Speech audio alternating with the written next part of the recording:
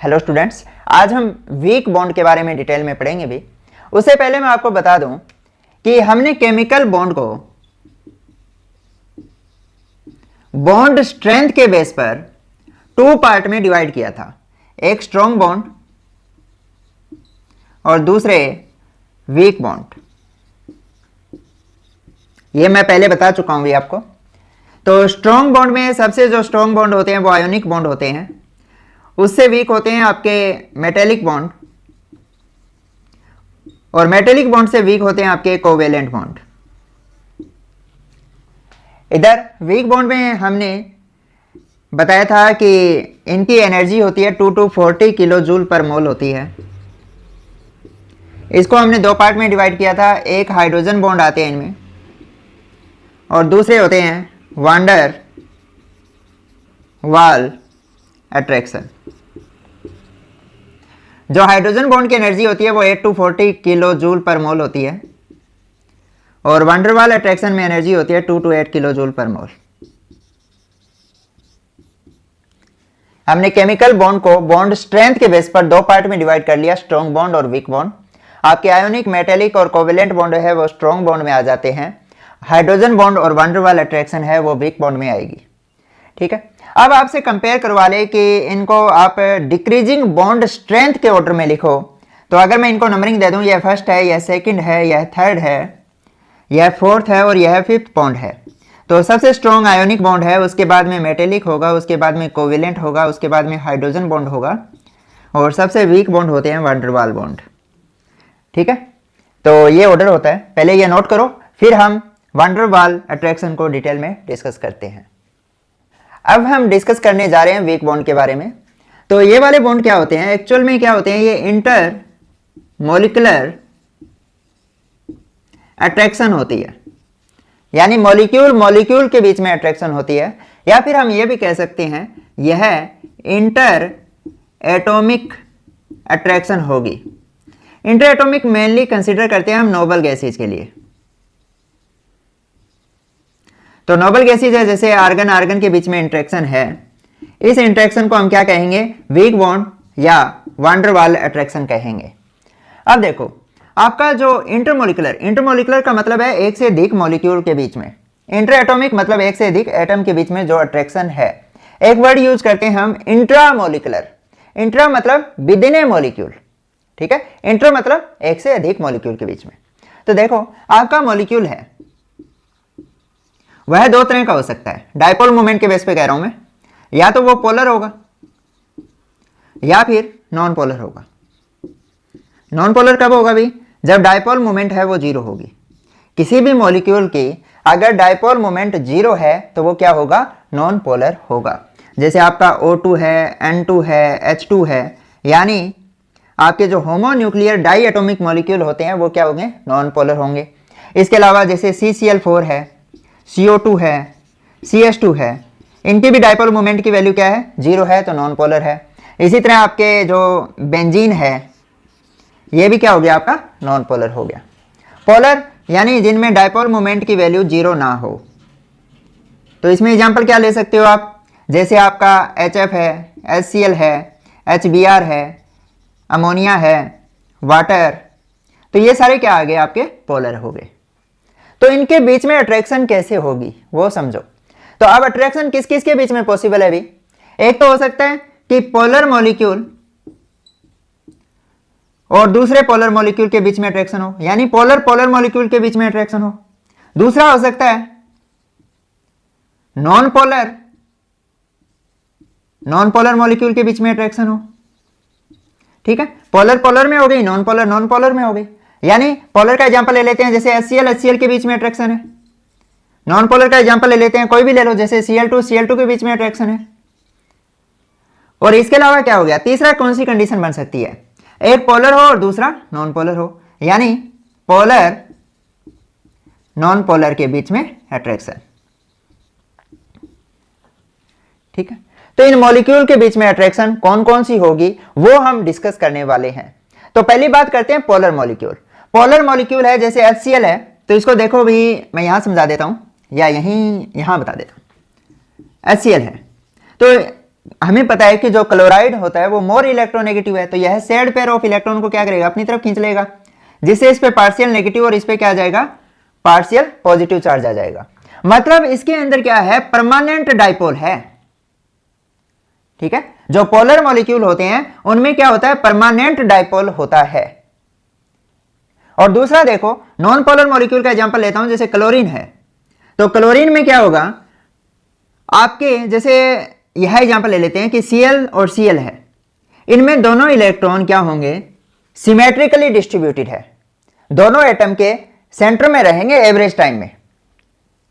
But आपको पता है जो इलेक्ट्रॉन होते हैं वो तो मोमेंटरी होते हैं, मूवमेंट करते हैं, तो मूवमेंट करेंगे तो जरूरी नहीं कि ये इनके बीच में रहे, ये इनमें क्या हो सकती है, अनसिमेट्रिकल भी हो सकता है इलेक्ट्रॉन का डिस्ट्रीब्यूशन।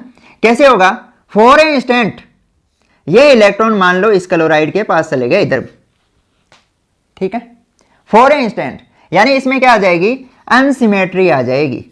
यहां क्या थे, इलेक्ट्रॉन सिमेट्रिकल थे, अब अनसिमेट्री आ गई तो मतलब यहां पे क्या आ गया, पार्शियल नेगेटिव, यहां पे क्या आ गया, पार्शियल पॉजिटिव चार्ज आ गया। फॉर ए इंस्टेंट यानी पल भर के लिए यहां आए हैं, इसलिए इसमें क्या हो गया, इंस्टेंटेनियस डाइपोल क्रिएट हो गया। इसे हम क्या कहेंगे, इंस्टेंटेनियस डाइपोल। यानी ये बात आपको ध्यान रखनी है कि जो नॉन पोलर मॉलिक्यूल होते हैं उनमें इंस्टेंटेनियस डाइपोल पाया जाता है। वैसे तो उनमें क्या होता है, एवरेज टाइम में तो इलेक्ट्रॉन का डिस्ट्रीब्यूशन होता है वो सिमेट्रिकल होता है, बट फॉर ए इंस्टेंट ये क्या करते हैं, वाइब्रेट करके किसी एक एटम के पास चला जाए तो वहां पे पार्शियल नेगेटिव और दूसरे पे पार्शियल पॉजिटिव आ जाएगा, और इस तरह से जो डाइपोल बनेगा उसे हम कहेंगे इंस्टेंटेनियस डाइपोल। और देखो इसमें मैंने आपको बताया था, जैसे पोलर मॉलिक्यूल में जैसे HCl है तो इलेक्ट्रॉन क्लाउड ज्यादातर टाइम में यहां रहेंगे। क्या ये इलेक्ट्रॉन क्लाउड यहां फिक्स हो गए, यहां भी तो मूवमेंट हो रही है, यहां भी तो वाइब्रेशन हो रही है, ये इलेक्ट्रॉन भी मूवमेंट करेंगे, यानी यह इलेक्ट्रॉन भी मूवमेंट करेंगे, तो इस कारण से यहां पे इंस्टेंटेनियस डाइपोल भी आएगा। यानी इसके अंदर दो तरह का डाइपोल होता है, एक तो परमानेंट डाइपोल है आपका, और दूसरा कौन सा है, इंस्टेंटेनियस डाइपोल है। यह बात आपको ध्यान रखनी है, ठीक है। तो मैंने पोलर और नॉन पोलर में आपको डाइपोल बता दिया, दो तरह का होता है, एक परमानेंट डाइपोल होता है पोलर में और दूसरा उसमें इंस्टेंटेनियस डाइपोल होता है। बट जो नॉन पोलर है उसमें सिर्फ क्या होगा, इंस्टेंटेनियस डाइपोल होगा। अब दूसरा देखो, अगर कुछ ऐसी कंडीशन हो जाए कि जैसे यहां पर HCl है,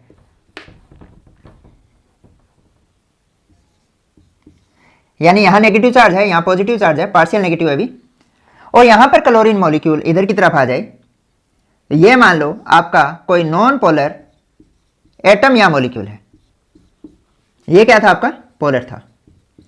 अब इसका नेगेटिव चार्ज जब ये एक दूसरे के नजदीक आएंगे तो यहां पे इलेक्ट्रॉन डेंसिटी ज्यादा है, तो ये इलेक्ट्रॉन इसके इलेक्ट्रॉन को क्या करेंगे, जो इधर इलेक्ट्रॉन है इनको रिपेल करेंगे, तो जिसकी वजह से ये इलेक्ट्रॉन यहां चले जाएंगे, यहां पे पार्शियल पॉजिटिव और यहां पे पार्शियल नेगेटिव हो गया।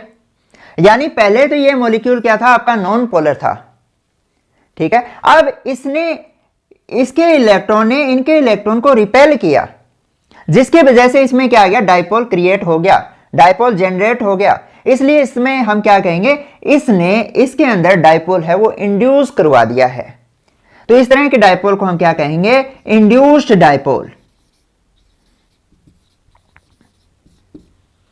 ठीक है। इसने क्या किया, इसके अंदर डाइपोल को इंड्यूस करवाया है, इसलिए इस डाइपोल को हम क्या कह रहे हैं, इंड्यूस्ड डाइपोल कह रहे हैं, ठीक है। तो हमने तीन तरह के डाइपोल पढ़ लिए हैं, एक परमानेंट डाइपोल होता है, एक इंस्टेंटेनियस डाइपोल होता है, तीसरा इंड्यूस्ड डाइपोल होता है। इसी के बेस पर हम वीक बॉन्ड को या वीक जो अट्रैक्टिव फोर्स होते हैं उनको डिस्कस कर रहे हैं, पहले ये नोट करो। तो सबसे पहले हम स्टडी कर रहे हैं instantaneous dipole, induced dipole attraction की। इसे हम लंडन फोर्स भी बोलते हैं अभी, या इन्हें हम डिस्पर्जन फोर्स भी बोलते हैं।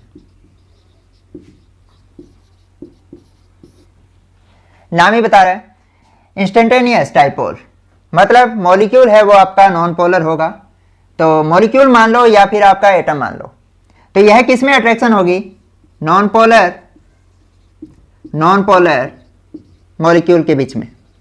तो पहली लाइन क्या लिखोगे, एग्जिस्ट बिटवीन इंस्टेंटेनियस डाइपोल या induced dipole moment exist between non polar and non polar atom और मॉलिक्यूल।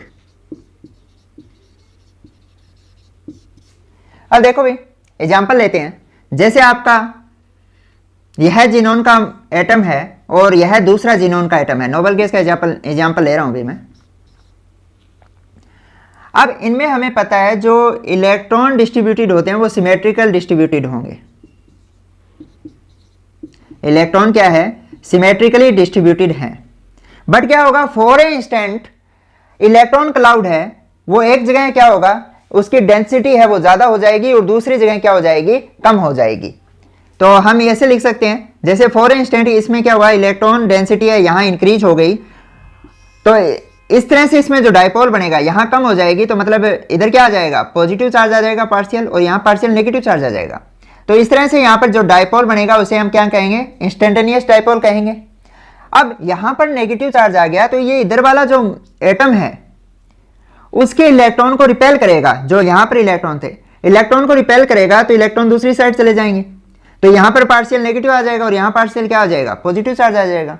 मतलब इसने इसके अंदर डाइपोल इंड्यूस करवा दिया, तो इसे हम क्या कहेंगे, इंड्यूस्ड डाइपोल। यहां कौन सा डाइपोल था, इंस्टेंटेनियस डाइपोल। तो अब इनके बीच में जो अट्रैक्शन होगी उसे हम कहेंगे instantaneous dipole induced dipole attraction. ठीक है, इसे ही हम क्या कह देते हैं, लंडन फोर्स बोल देते हैं या फिर डिस्पर्जन फोर्स बोल देते हैं। अब दूसरा, यहां जिनोन की जगह हो सकता था क्लोरीन के मॉलिक्यूल हो, उनमें भी क्या होता है, इलेक्ट्रॉन सिमेट्रिकल डिस्ट्रीब्यूटेड होते हैं। बट आपको मैंने बताया था इलेक्ट्रॉन होते हैं वो मूवमेंट करते हैं, मूवमेंट करेंगे तो हो सकता है फॉर इंस्टेंट एक जगह उनकी इलेक्ट्रॉन डेंसिटी बढ़ जाए और दूसरी जगह कम हो जाए। तो एक जगह बढ़ गई तो वहां पे पार्शियल नेगेटिव और दूसरी जगह क्या आ जाएगा, पार्शियल पॉजिटिव चार्ज आ जाएगा। ठीक है, तो इस तरह से जो डाइपोल बना उसे इंस्टेंटेनियस डाइपोल कहेंगे। और इसने क्या किया, इसके अंदर डाइपोल इंड्यूस करवा दिया, तो अट्रैक्शन हुई वो कौन सी हुई, instantaneous dipole induced dipole attraction हुई। ठीक है, तो यह मेनली क्या होता है, नॉन पोलर मॉलिक्यूल या एटम के बीच में अट्रैक्शन होती है। नोट करो। सेकंड हम डिस्कस करने जा रहे हैं भाई, डाइपोल इंड्यूस्ड डाइपोल अट्रैक्शन। इसे हम डिबाय फोर्स भी बोलते हैं। अब देखो डाइपोल मतलब यह किसके बीच में एग्जिस्ट करेगी भाई, exist between polar and non polar molecule. ठीक है, तो डाइपोल है मतलब पोलर मॉलिक्यूल होगा, और इंड्यूस्ड डाइपोल करवाया मतलब यह क्या होगा, नॉन पोलर होगा। तो पोलर और नॉन पोलर के बीच में होगी। तो एग्जांपल लेते हैं, जैसे मॉलिक्यूल जरूरी नहीं है, यहां नॉन पोलर एटम भी हो सकता है। ठीक है, यह तो मॉलिक्यूल ही होगा। और देखो कि मान लो मैंने एग्जांपल लिया HCl का और क्लोरीन का। अब आपको पता है ये तो नॉन पोलर है और ये क्या आपका पोलर है। यहां पर इलेक्ट्रॉन क्या है, सिमेट्रिकल डिस्ट्रीब्यूटेड है, और यहां अनसिमेट्रिकली डिस्ट्रीब्यूटेड है। तो इस वजह से क्या होगा कि इसमें डाइपोल को मैंने अभी बताया था, ऐसे लिख सकता हूं, यहां पार्शियल नेगेटिव आ जाएगा, यहां पार्शियल पॉजिटिव चार्ज आ जाएगा। ठीक है, और इसमें इलेक्ट्रॉन क्या है, सिमेट्रिकल डिस्ट्रीब्यूटेड थे, यह क्लोरीन का मॉलिक्यूल मान लो। तो अब इसकी इलेक्ट्रॉन डेंसिटी क्या है, इस तरफ ज्यादा है। अब इलेक्ट्रॉन डेंसिटी अगर इधर ज्यादा है तो ये इलेक्ट्रॉन क्या करेंगे, इसके इलेक्ट्रॉन को रिपेल करेंगे, तो रिपल्सन होगा, जिसकी वजह से यहाँ पार्शियल पॉजिटिव और यहाँ पार्शियल नेगेटिव आ जाएगा। क्योंकि इलेक्ट्रॉन में रिपल्सन हुआ तो इलेक्ट्रॉन इस साइड शिफ्ट हो गए, है ना, जिससे इस पर पार्शियल नेगेटिव आया और यहाँ क्या आ गया, पार्शियल पॉजिटिव आ गया। अब यहाँ पर अट्रैक्शन होगी, तो इसने क्या किया, इसके अंदर डाइपोल इंड्यूस करवा दिया। ठीक है, ये आपका डाइपोल था पहले से और इसने इसके अंदर इंड्यूस करवाया, तो इसलिए इसे हम क्या कहेंगे, इंड्यूस्ड डाइपोल। तो ये अट्रैक्शन कौन सी होगी, डाइपोल इंड्यूस्ड डाइपोल अट्रैक्शन हो गई है। ठीक है, तो अब देखो यहां पर मैंने जैसे HCl और क्लोरीन का एग्जांपल लिया है, यह और के बीच में पॉसिबल है, जैसे यहां HCl होता और यहां जिनोन होता। ये आपका नॉन पोलर है और ये आपका क्या है, पोलर है, इनके बीच में भी अट्रैक्शन होगी। दूसरा एग्जाम्पल क्या ले सकते हो आप, जैसे आप HBr है और यहाँ एग्जाम्पल ले लेते Br2 का। तो इस तरह से आप कोई भी एग्जाम्पल ले सकते हो। आपको पोलर और नॉन पोलर मॉलिक्यूल बहुत सारे पता है, कोई एक पोलर लिखो या नॉन पोलर लिखो और उनके बीच में जो अट्रैक्शन होगी वो क्या होगी, आपकी डिवाई फोर्स या डिवाई अट्रैक्शन होगी। ठीक है, नोट करो। एक और देखो भी, अब देखो इसमें क्या था, परमानेंट डाइपोल था, है ना। परमानेंट डाइपोल के अलावा मैंने एक और बात बताई थी इसमें कि जैसे आपका HCl है, इसमें इलेक्ट्रॉन यहां शिफ्ट हो गए बट यहां फिक्स नहीं हुए, ये भी मूवमेंट कर रहे हैं। इस मूवमेंट के कारण क्या होता है, यहां इंस्टेंटेनियस डाइपोल भी क्रिएट होता है। तो इस इंस्टेंटेनियस डाइपोल और इंड्यूस्ड डाइपोल के बीच में भी तो अट्रैक्शन होगी। ठीक है, यहां पे जो इंस्टेंटेनियस डाइपोल है वो दूसरे के अंदर क्या करेगा, डाइपोल इंड्यूस करवाएगा, जैसे हमने लंदन फोर्स में किया था। तो एक अट्रैक्शन वो भी तो होगी यहां पे। ठीक है, यानी यहां लंदन फोर्स भी एग्जिस्ट करता है इनके बीच में और दोनों का क्यूमुलेटिव इफेक्ट देखने को मिलेगा। ठीक है, हम यहां यह नहीं कहेंगे कि यहां सिर्फ डाइपोल इंड्यूस डाइपोल अट्रैक्शन है, यहां दो तरह की अट्रैक्शन है, एक डाइपोल इंड्यूस डाइपोल अट्रैक्शन है और दूसरी instantaneous dipole induce dipole attraction भी होगी। नोट करो, हम थर्ड का डिस्कस कर रहे हैं अभी, डाइपोल डाइपोल अट्रैक्शन। इसे हम किसॉम फोर्स भी बोलते हैं। तो यह एग्जिस्ट करेगी between polar and polar molecule. दोनों पोलर होंगे तभी तो उनमें डाइपोल एग्जिस्ट करेगा। ठीक है, जैसे एग्जांपल ले लेते हैं हम HCl का, HCl के साथ अट्रैक्शन हो तो यहाँ पार्शियल नेगेटिव होगा, यहाँ पार्शियल पॉजिटिव, यहाँ पार्शियल पॉजिटिव, यहाँ पार्शियल नेगेटिव। इस तरह से बहुत सारे HCl के मॉलिक्यूल पाए जाएंगे ना, पार्शियल पॉजिटिव होगा, पार्शियल नेगेटिव होगा। इनके बीच में जो अट्रैक्शन होती है उन्हें हम क्या कहेंगे, डाइपोल डाइपोल अट्रैक्शन। डाइपोल बन गया ना, दो पोल बन गए इसके अंदर, इसलिए अट्रैक्शन को हम क्या कह रहे हैं, डाइपोल डाइपोल अट्रैक्शन, या इसे हम क्या कह रहे हैं, किसॉम फोर्स बोल रहे हैं। इसको आप ऐसे भी रिप्रेजेंट कर सकते हो डाइपोल को, यहाँ पर क्या आ जाएगा, नेगेटिव, यहाँ पॉजिटिव, यहाँ पॉजिटिव, यहाँ नेगेटिव। ठीक है, तो इनके बीच में अट्रैक्शन होगी इस तरह से, यहाँ पॉजिटिव यहाँ नेगेटिव। तो ये डाइपोल डाइपोल अट्रैक्शन हो गई। अब एक बात और देखो भी, जैसे और एग्जांपल ले सकते हो आप, जैसे यहाँ पर मैं एग्जांपल ले लूँ HBr के बीच में अट्रैक्शन हो रही है। ठीक है, तो यह भी डाइपोल डाइपोल अट्रैक्शन है। तो आपको क्या करना है कि दो पोलर मॉलिक्यूल लेने हैं, कोई भी दो पोलर मॉलिक्यूल दिखे आपको तो उनके बीच में जो अट्रैक्शन होगी वो डाइपोल डाइपोल अट्रैक्शन होगी। जैसे आपको यहाँ पर दिख जाए HF और H2O, यहाँ पार्शियल पॉजिटिव है, यहाँ नेगेटिव है, यहाँ पार्शियल पॉजिटिव है, यहाँ पार्शियल नेगेटिव होगा, यहाँ पार्शियल पॉजिटिव होगा। क्या इनके बीच में जो अट्रैक्शन है वो डाइपोल डाइपोल अट्रैक्शन है? बिल्कुल, यह डाइपोल डाइपोल अट्रैक्शन तो है, बट इससे यह स्पेशल टाइप है डाइपोल डाइपोल अट्रैक्शन का, जिसे हम हाइड्रोजन बॉन्ड बोलते हैं। ठीक है, और इसके बारे में मैं डिस्कस कर चुका हूँ डिटेल में, हाइड्रोजन बॉन्डिंग के बारे में। तो देखो, तो आपको देखना है पोलर पोलर मॉलिक्यूल के बीच में डाइपोल डाइपोल अट्रैक्शन होगी और इसकी क्या होती है, बॉन्ड एनर्जी ज़्यादा होती है एज कम्पेयर टू आपकी जो वीक फोर्स है उनके कंपेयर में। तो अब इनमें देखो, क्या यहाँ पर सिर्फ डाइपोल डाइपोल अट्रैक्शन एग्जिस्ट कर रही है, इसके अलावा कोई और अट्रैक्शन है या नहीं है? अब देखो क्या होगा, जैसे HCl है, मैंने अभी बताया कि इलेक्ट्रॉन जैसे अनसिमेट्रिकली डिस्ट्रीब्यूटेड है, बट ये इलेक्ट्रॉन क्या कर रहे हैं, मूवमेंट कर रहे हैं, और इस मूवमेंट की वजह से क्या होगा, यहाँ पे इंस्टेंटेनियस डाइपोल एग्जिस्ट होगा। ठीक है, और इस इंस्टेंटेनियस डाइपोल की वजह से यहाँ पर क्या होगा, लंदन फोर्स भी एग्जिस्ट करेगा।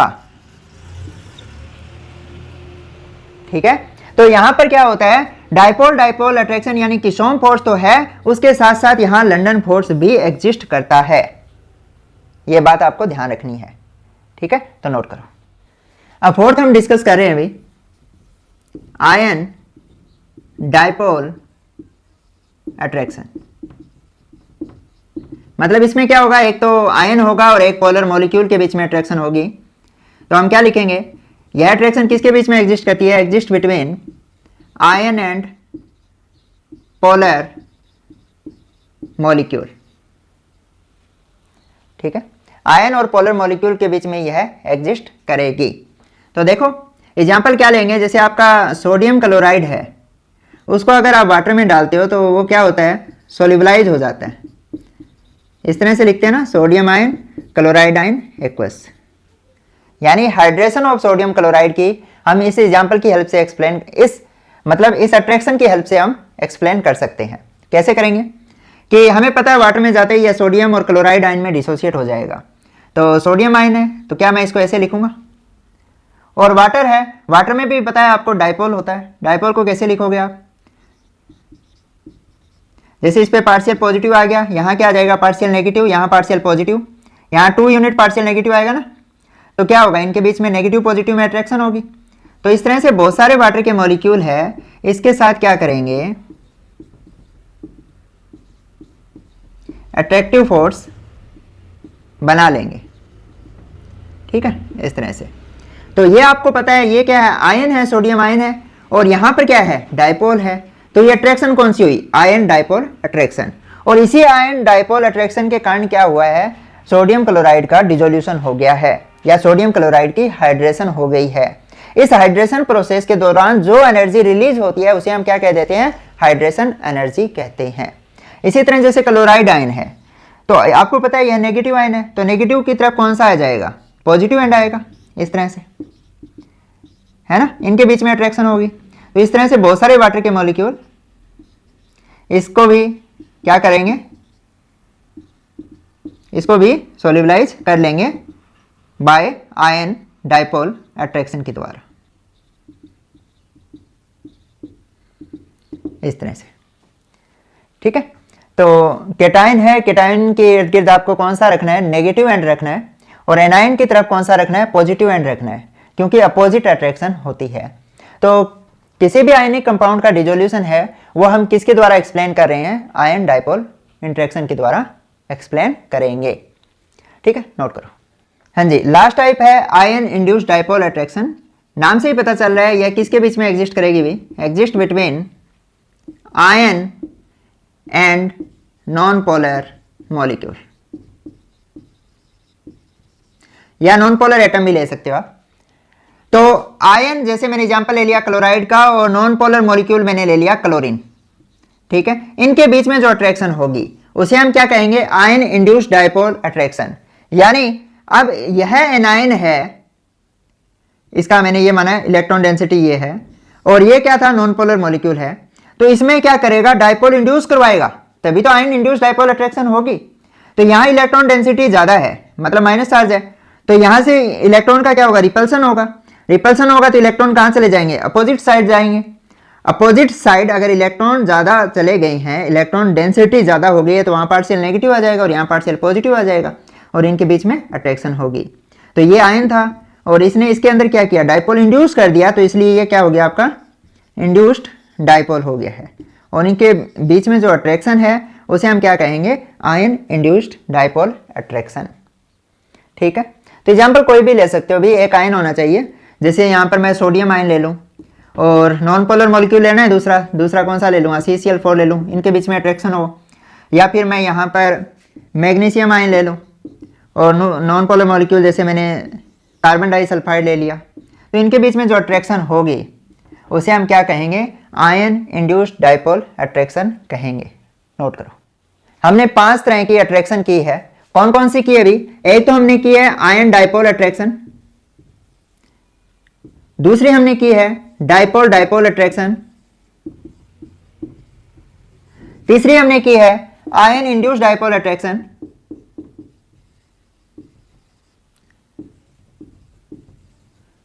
फोर्थ हमने किया था डाइपोल इंड्यूस्ड डाइपोल, यानी इसको हम क्या कह सकते हैं, डिवाई फोर्स भी कह सकते हैं। और फिफ्थ हमने क्या किया था, instantaneous dipole induced dipole attraction, यानी उसे हम लंडन फोर्स या डिस्पर्जन फोर्स भी बोल सकते हैं। ये 5 तरह की अट्रैक्शन हमने डिस्कस की है। अगर इन पांचों में हमसे कंपेयर करवा ले कि इन पांचों में से सबसे स्ट्रॉन्ग अट्रैक्शन कौन सी होगी, ठीक है, तो इन पांचों में सबसे स्ट्रॉन्ग यह होती है, उसके बाद में ये आएगा, तीसरे नंबर पे ये होगा, और उसके बाद में डिवाई फोर्स, और सबसे वीक जो फोर्स होता है वो लंडन फोर्स होता है। यानी इन पांचों में सबसे स्ट्रॉन्ग है वो आयन डाइपोल अट्रैक्शन है, फिर डाइपोल डाइपोल अट्रैक्शन होगी, उसके बाद में आयन इंड्यूस्ड डाइपोल अट्रैक्शन होगी, उसके बाद में डिवाई फोर्स यानी डाइपोल इंड्यूस्ड डाइपोल अट्रैक्शन होगी, और सबसे जो वीक होगी instantaneous dipole induced dipole attraction होगी। अब आपको ये बात ध्यान रखनी है कि डाइपोल डाइपोल डिबाई फोर्स, यानी ये किसॉम फोर्स बोलते हैं ना इनको, किसॉम फोर्स, डिबाई फोर्स और लंदन फोर्स, ये तीनों आपके वान डर वाल फोर्स कहलाते हैं। इन तीनों को हम क्या कहते हैं? वान डर वाल फोर्स कहेंगे। ये दोनों वान डर वाल के अंदर नहीं आते हुए, ये बात ध्यान रखनी है आपको, ठीक है। अब दूसरी एक बात और ध्यान रखनी है कि जो वान डर वाल फोर्स होती है या वान डर वाल अट्रैक्शन होती है, वो डायरेक्टली प्रोपोर्शनल होती है मॉलिक्यूलर वेट या फिर एटॉमिक वेट के। यानी जैसे जैसे एटॉमिक वेट इंक्रीज होगा या मॉलिक्यूलर वेट इंक्रीज होगा, वान डर वाल अट्रैक्शन भी इंक्रीज होगी। और एक बात और ध्यान रखनी है, जितनी ज्यादा भी वान डर वाल अट्रैक्शन होगी उतना ही ज्यादा क्या होगा? बॉइलिंग पॉइंट होगा, ठीक है। एग्जाम्पल डिस्कस कर लेते हैं। जैसे अगर मैं फ्लोरीन से क्लोरीन की तरफ, क्लोरीन से ब्रोमीन की तरफ, ब्रोमीन से आयोडीन की तरफ जाता हूं, तो नीचे की तरफ जा रहे हैं तो मॉलिक्यूलर वेट क्या होता है? इंक्रीज हो रहा है। मॉलिक्यूलर वेट इंक्रीज हो रहा है मतलब वान डर वाल फोर्स भी क्या होगी? बढ़ेगी। बढ़ेगी तो सबसे ज़्यादा अट्रैक्शन आयोडीन में होगी और सबसे कम किस में होगी? फ्लोरीन में होगी। तो इसी कारण से क्या होता है, ये दोनों है वो गैसियस फॉर्म में पाए जाते हैं, यह लिक्विड में पाया जाता है और यह सॉलिड में पाया जाता है, क्योंकि यहाँ सबसे स्ट्रॉन्ग वान डर वाल अट्रैक्शन है, ठीक है। इसी तरह आप एग्जांपल ले सकते हो कि अगर आप HCl से HBr और HI की तरफ जाते हो, तो इधर की तरफ जाओगे तो जो बॉइलिंग पॉइंट है वो इंक्रीज होता जाएगा। यानी इनमें सबसे कम जो बॉइलिंग पॉइंट है HCl का होता है और सबसे ज़्यादा HI का होता है। बट हमें एक और पता है कि इनमें सबसे ज़्यादा HF का होता है। होना तो यहाँ था, चाहिए था HF, बट ये ज़्यादा क्यों होता है? Due to H bonding. यह हम हाइड्रोजन बॉन्डिंग में डिस्कस कर चुके हैं। इसी तरह से जैसे मैं H2S से H2SC और H2TE की तरफ जा रहा हूँ, तो एटॉमिक, जैसे ये मॉलिक्यूलर मास क्या है? इंक्रीज होता जा रहा है।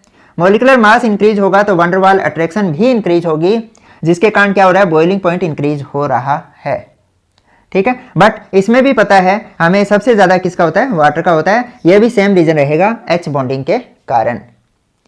इसी तरह नाइट्रोजन वाली फैमिली में आ जाओ कि अगर मैं PH3 से ASH3 की तरफ, फिर SbH3 की तरफ जा रहा हूं, फिर अमोनिया का होता है अभी, तो यहाँ इधर की तरफ जाने पर क्या हो रहा है?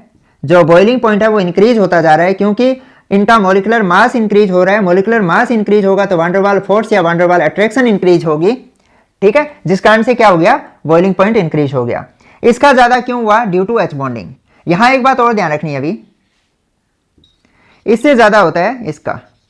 यहां पे क्या हुआ? हाइड्रोजन बॉन्डिंग के कंपेयर में आपकी जो वान डर वाल अट्रैक्शन है वो डोमिनेट कर गई, ठीक है। इन केस में हाइड्रोजन बॉन्डिंग ही डोमिनेट कर रही थी, बट यहां कौन गिर गया? BiH3, ठीक है। तो इस वजह से इसका क्या है? बॉइलिंग पॉइंट सबसे ज्यादा है।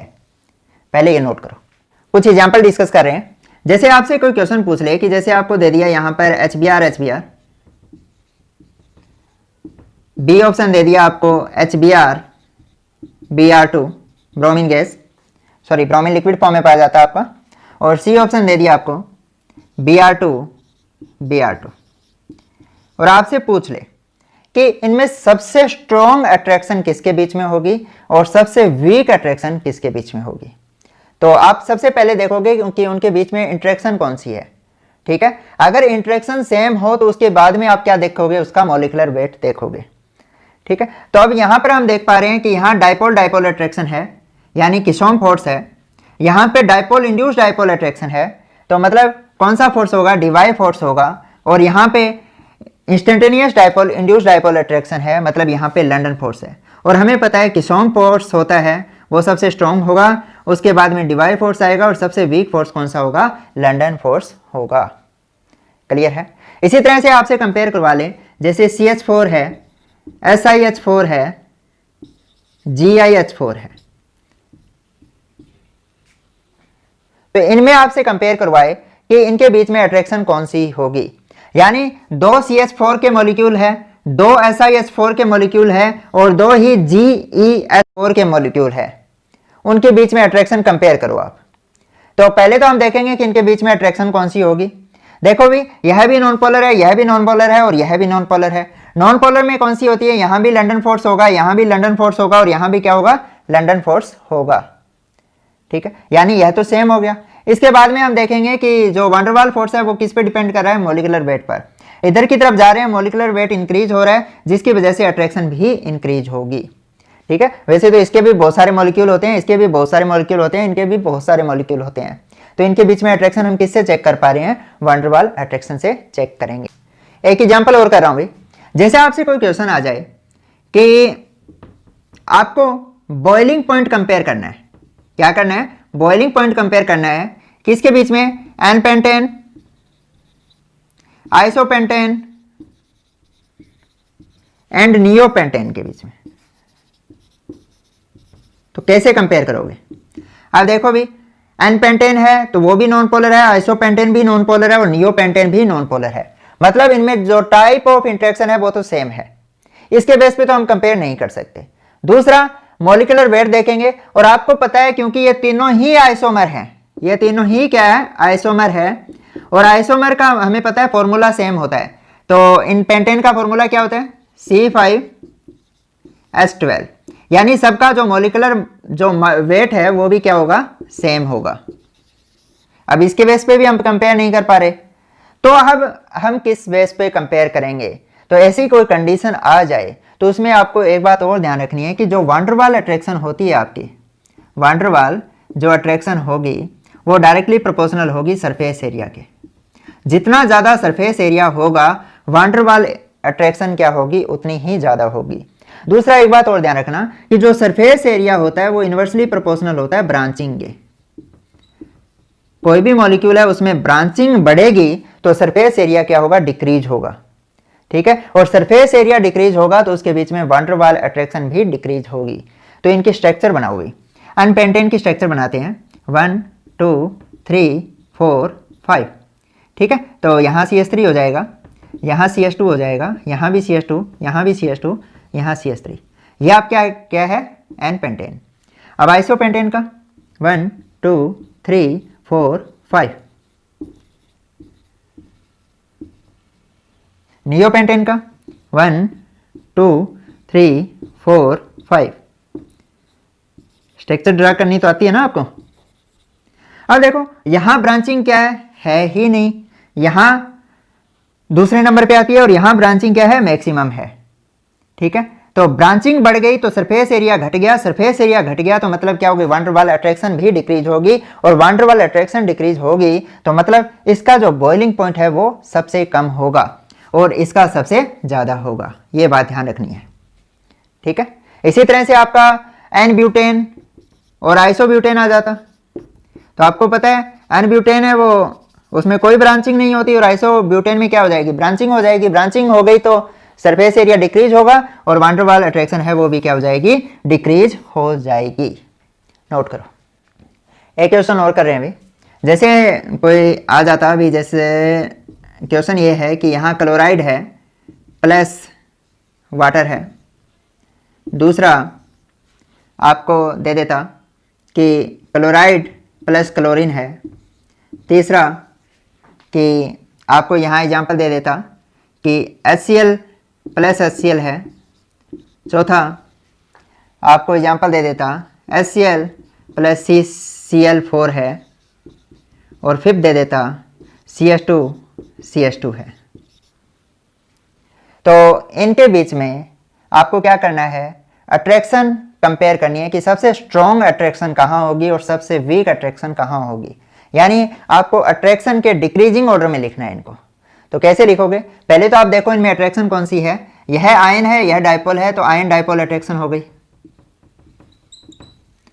दूसरा देखो यहाँ आयन है और ये कौन सा आपका नॉन पोलर मॉलिक्यूल है, आयन और नॉन पोलर के बीच में कौन सी अट्रैक्शन होती है, आयन इंड्यूस्ड डाइपोल अट्रैक्शन होती है। तो यहाँ कौन सी अट्रैक्शन होगी, आयन इंड्यूस्ड डाइपोल अट्रैक्शन होगी। यह भी पोलर है, यह भी पोलर है, तो यहाँ अट्रैक्शन कौन सी होगी, डाइपोल अट्रैक्शन होगी। ठीक है, अब देखो यह पोलर है और यह नॉन पोलर है, पोलर नॉन पोलर के बीच में हमने किया था डिवाई फोर्स लगता है, और ये भी नॉन पोलर है और ये भी नॉन पोलर है, तो यहां कौन सा लगेगा, लैंडन फोर्स लगेगा। ठीक है, एक और दे देता हूं इसी में, अगर यहां दे देता HBr, ठीक है, तो इनमें भी हमें पता है ये भी पोलर है, ये भी पोलर है, पोलर पोलर के बीच में कौन सा फोर्स लगता है? किसॉम फोर्स लग रहा है। यानी यहां भी किसॉम फोर्स है और यहां भी किसॉम फोर्स है। तो लिखो भी सबसे स्ट्रॉन्ग कौन सा है। पहले तो ये देखो, सबसे स्ट्रॉन्ग तो आयन डाइपोल होगा, यानी फर्स्ट सबसे स्ट्रॉन्ग है। दूसरे पे कौन सा होगा? Dipole dipole. डाइपोल डाइपोल के हमारे पास दो केस हैं। तो इसमें आप देखोगे मॉलिक्यूलर वेट से, यहां क्लोराइड है, यहां ब्रोमाइड है, तो यहां पर अट्रैक्शन क्या होगी? ज्यादा होगी, क्योंकि वैन डर वाल अट्रैक्शन होती है, डायरेक्टली प्रोपोर्शनल होगा मॉलिक्यूलर वेट के। तो दूसरे नंबर पे कौन सा आ जाएगा आपका? ये वाला आ जाएगा। तीसरे पे ये आएगा डाइपोल डाइपोल।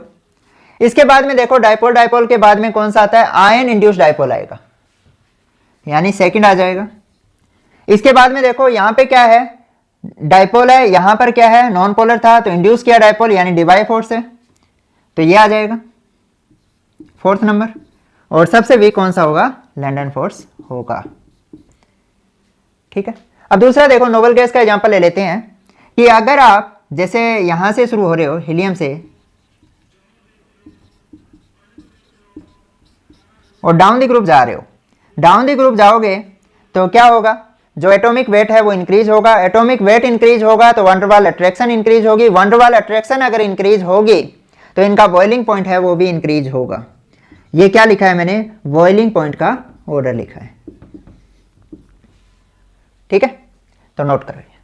एक आपकी एनसीईआरटी में एनर्जी डिस्टेंस रिलेशनशिप दे रखी है, वो याद ही रख लो आप। क्या है? Energy distance relationship. देखो भी, एनर्जी को मैं ई से रिप्रेजेंट कर रहा हूं, और जो भी दो इंटरेक्टिंग मॉलिक्यूल है या दो इंटरेक्टिंग आयंस है या फिर आयन मॉलिक्यूल है, उनके डिस्टेंस को मैं आर से रिप्रेजेंट कर रहा हूं, उनके बीच में जो डिस्टेंस है। ठीक है, तो आयन डाइपोल के केस में क्या होता है? जो एनर्जी है वो इन्वर्सली प्रोपोर्शनल होगी 1 में आर के स्क्वायर के, और इसके केस में क्या होगी? एनर्जी इन्वर्सली प्रोपोर्शनल होगी आर की पावर 3। और इस केस में एक बात और ध्यान रखना भी, यह जब है जब यह स्टेशनरी हो।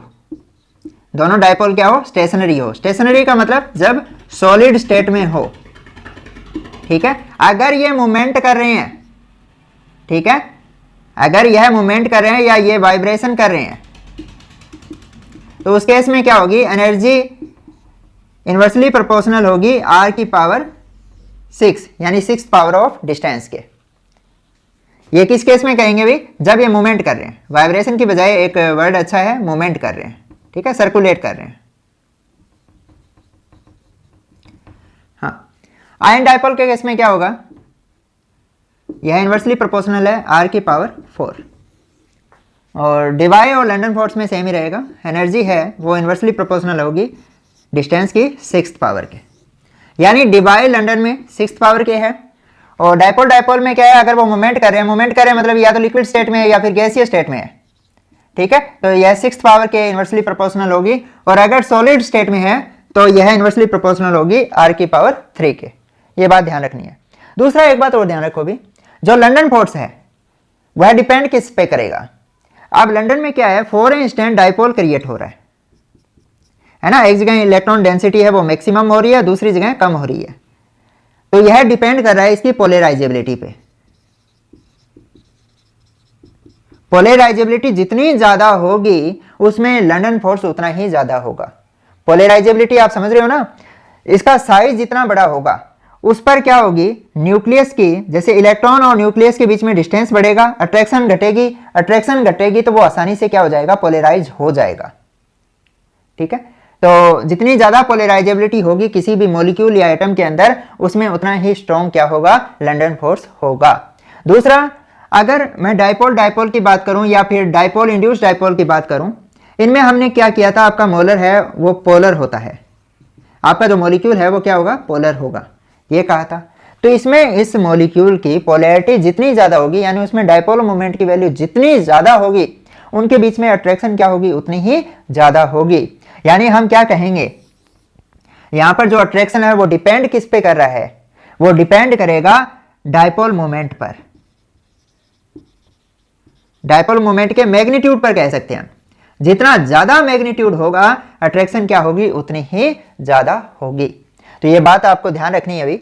तो मेरी तरफ से आपका वांडरवाल फोर्स है वो कंप्लीट हुआ। मिलते हैं जल्दी। All the best.